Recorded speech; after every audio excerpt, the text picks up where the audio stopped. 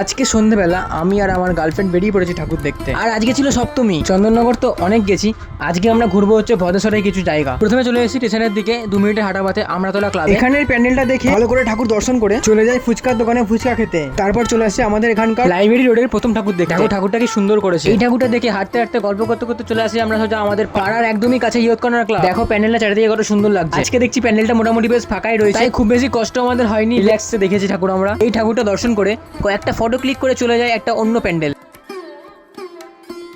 এখন আমরা চলে এসেছি প্রদীপ সংঘ ক্লাব। এই প্যান্ডেলটাই বোঝাতে চেয়েছে, সেকালে ছিল উত্তম কুমার আর সুচিতা সেন, একালে আছে দেব শুভ। প্যান্ডেলটার কনসেপ্টটা কিন্তু ভালো, বেশ ইউনিক করেছে। আর ভেতরের অংশটাও কিন্তু খুব সুন্দর করে সাজানো গোছানো রয়েছে। আর এখানে ঠাকুরটাকে দেখতেও খুব সুন্দর লাগছে। এই ঠাকুরটা দর্শন করে আমরা চলে আসি ভদ্রেশ্বরগঞ্জে। এটা হলো তেঁতুলতলা মায়ের ছোট বোন। এই পুজো এবছর 217তম বর্ষে পদার্পণ করেছে। তারপর আমরা চলে আসি শ্যামসুন্দর ঘাটের একদম পাশে পদ্মেলতলা বালক সংঘের পুজো কমিটির সামনে। প্রত্যেকবারের মতন এবারেও কিন্তু এখানে প্যান্ডেলটা খুব সুন্দর করেছে। তাছাড়া প্যান্ডেলের ভেতরটা খুব সুন্দর। দেখা হচ্ছে পার্ট 2 তে। টাটা।